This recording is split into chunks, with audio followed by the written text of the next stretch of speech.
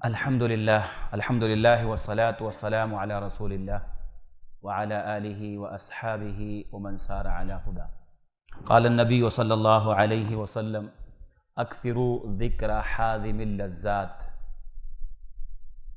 آج کے درس میں موت کے تعلق سے دو باتیں آپ کے سامنے رکھنی ہیں۔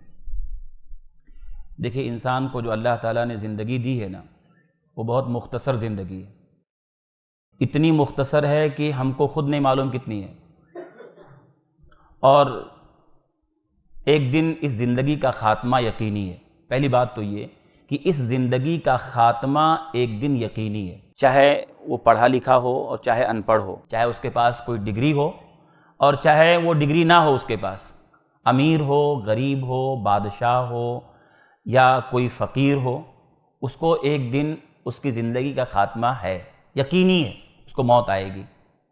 دنیا میں آپ دیکھیں گے بڑے سے بڑے بادشاہ دنیا میں آئے، جن کے پاس دنیا بھر کے ڈاکٹر تھے، جن کے حکم پر کھڑے ہونے والے لوگ تھے، بڑی بڑی فوجیں ان کے پاس تھیں، وہ بھی اپنے آپ کو موت سے نہیں بچا سکے، دنیا سے چلے گئے۔ تو ایک آدمی ساری دولت خرچ کر کے، ساری طاقت خرچ کر کے، چاہے وہ سیاسی طاقت ہو، چاہے مال کی طاقت ہو، اپنی زندگی کا ایک لمحہ بھی بڑھا نہیں سکتا۔ یہ پہلی چیز، موت یقینی ہے، زندگی کا خاتمہ یقینی ہے۔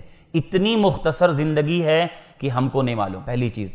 دوسری چیز یہ کہ موت اچانک ہے، اچانک ہے۔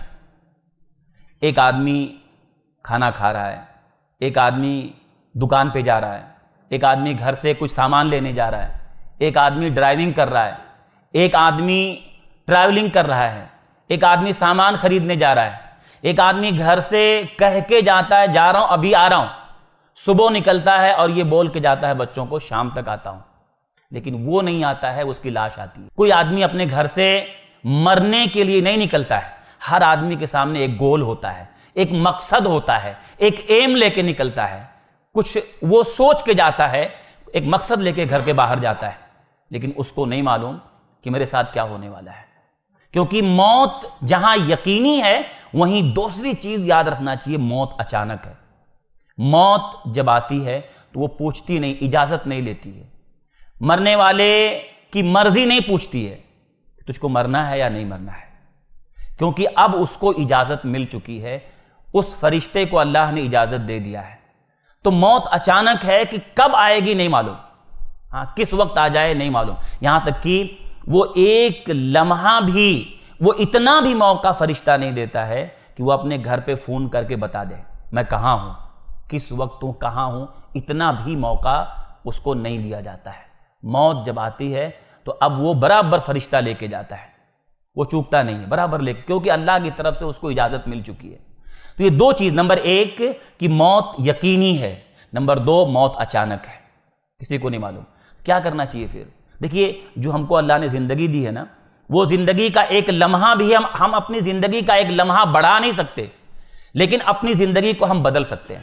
ہم کو کیا کرنا چاہیے؟ روزانہ لوگوں کی موتیں دیکھ دیکھ کے، اپنی آنکھوں سے دیکھ دیکھ کے، یہ کیا سبق اور کیا پیغام ہم کو مل رہا ہے کہ ایک آدمی اپنے آپ کو سوچے کہ آج جس سطح پر میں جی رہا ہوں، زندگی جو گزار رہا ہوں، اس کو میں بدل سکتا ہوں۔ ایک آدمی اپنی زندگی بڑھا نہیں سکتا ہے، لیکن بدل سکتا ہے۔ جس لیول پہ وہ جی رہا ہے اس کو چینج کر سکتا ہے، اس زندگی کو اچھی بنا سکتا ہے۔ جو آدمی بہترین زندگی جیتا ہے تو موت بھی اس کی اچھی آتی ہے، اور موت جب اچھی آتی ہے، موت کے بعد کا پورا مرحلہ اچھا ہوتا ہے۔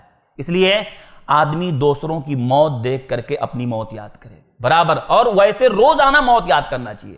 نبی نے کیا فرمایا؟ اکثروا ذکر حادم اللذات، لذتوں کو توڑ دینے والی کو کثرت سے یاد کرو۔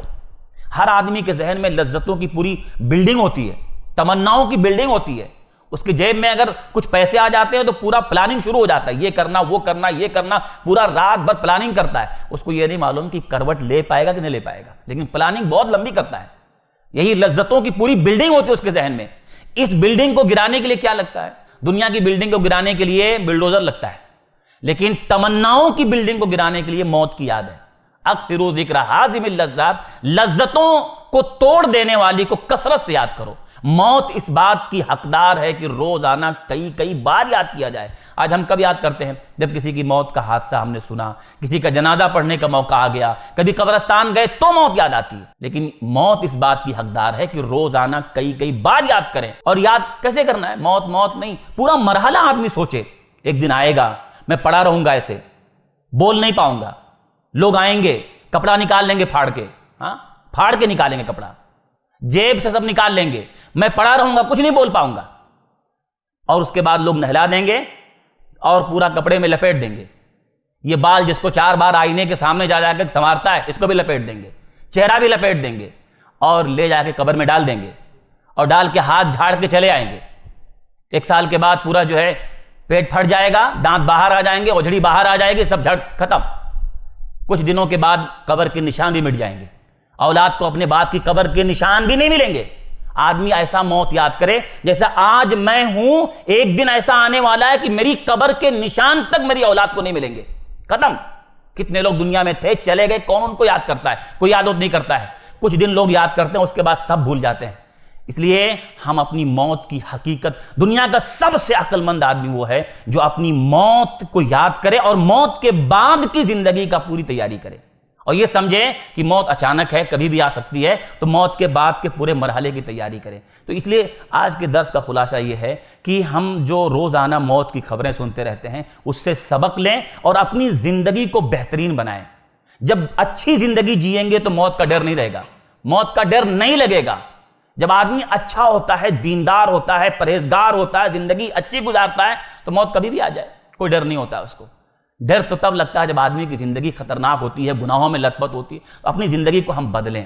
تو یہ اللہ تعالی ہم سب کو جو ہے روزانہ اپنی موت کو یاد کرنے کی توفیق دے، اور ہم سب کو اپنی زندگی میں اگر کمیاں ہیں، کوتاہیاں ہیں، تو اللہ اسے سدھارنے کی توفیق دے، اپنی اصلاح کرنے کی توفیق دے، اور روزانہ اپنی موت کو کئی بار یاد کرنے کی توفیق دے۔ آمین۔ تقبل رب العالمین۔ سبحانک اللہم و بحمدک، اشہد ان لا الہ الا انت، استغفرک و اتوب الیک۔